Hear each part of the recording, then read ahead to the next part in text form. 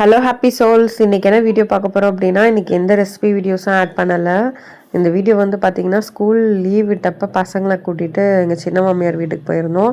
அங்கே வந்து பார்த்திங்கன்னா, பக்கத்தில் வந்து இந்த மாதிரி ஒரு சின்னதாக குட்டையில் வந்து மீன் வளர்த்துட்டு இருந்தாங்க. ஸோ கெஸ்ட் வந்தாவே அந்த குட்டையிலேருந்து மீன் பிடிச்சி சமைச்சு தருவாங்க. ஸோ இந்த தடவை பசங்களெல்லாம் கூட்டிகிட்டு போயிருந்ததுனால எல்லாரையும் கூட்டிகிட்டு நம்மளே போய் மீன் பிடிக்கலான்ட்டு களத்தில் இறங்கியாச்சு. ஸோ இந்த வலை இருக்குல்லையே, இதை எடுத்துகிட்டு இந்த வலையுமே அவங்க வீட்லேயே வந்து வச்சுருப்பாங்க. அந்த வலையை எடுத்துகிட்டு போய் மீன் பிடிக்க போயிட்டோம். பசங்களாம் செம்ம என்ஜாய் பண்ணாங்க.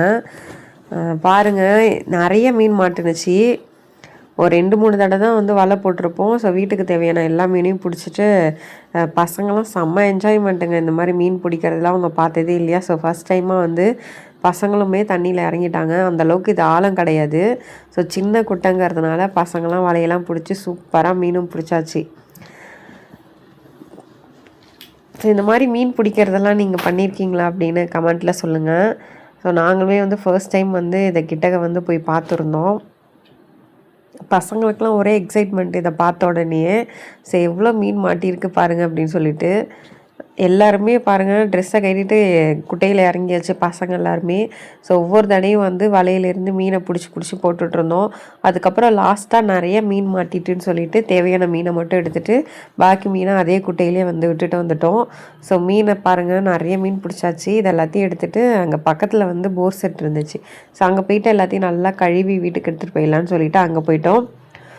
மீன்லாம் பாருங்கள் உயிரோடு துடிச்சிட்டு இருந்தது. அதுக்கப்புறம் போர் செட்டில் உள்ள தண்ணியை பிடிச்சி மீனை ஃபுல்லாக நல்லா க்ளீன் பண்ணிவிட்டு அதுக்கப்புறம் வந்து ஒரு கவர் எடுத்துகிட்டு போயிருந்தோம், ஒரு சாக்கு மாதிரி பையில். அதில் வந்து மீனை போட்டு எடுத்துகிட்டு கிளம்பியாச்சு. ஸோ ஃப்ரெஷ்ஷான மீன் வந்து பிடிச்சி சமைச்சு சாப்பிட்றது செம்ம டேஸ்ட்டாக இருக்கும். ஸோ யாருக்கெல்லாம் இந்த நாட்டு மீன் பிடிக்கும்னு சொல்லுங்கள். இது வந்து கெண்டை மீன் அப்புறம் விரால் மீன் இதெல்லாம் தான் இருந்துச்சு. நாங்கள் அன்றைக்கி பிடிச்சது வந்து கெண்டை மீன் தான். ஸோ போர் செட்டை பார்த்தோன்னே பசங்கள்லாம் வந்து குளிக்கிறதுக்கு ஸ்டார்ட் பண்ணிட்டாங்க. ஸோ இது மாதிரி போர் செட்லலாம் பசங்க ஜாலியாக என்ஜாய் பண்ணி விளாட்றது. இது இந்த 2K கிட்ஸுக்கெலாம் வந்து இந்த வாய்ப்பு கிடச்சிருக்குமான்னு தெரில. 90s கிட்ஸாக இருந்தால் இந்த போர் செட்டில் குளிக்கிறது அவ்வளோ ஒரு ஃபன்னாக இருக்கும். பசங்கள்லாம் சேர்ந்து குளிக்கிறது. இப்போ உள்ள பசங்களுக்கு போர் செட்னாவே என்னன்னு தெரியாதுன்னு நினைக்கிறேன்.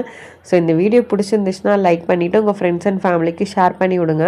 ஃபர்ஸ்ட் டைம் நம்ம சேனலில் பார்க்குறீங்க அப்படின்னா மறக்காமல் சப்ஸ்கிரைப் பண்ணிக்கோங்க. இது மாதிரியான இன்ட்ரெஸ்டிங் வீடியோஸ் நிறையா வரும்.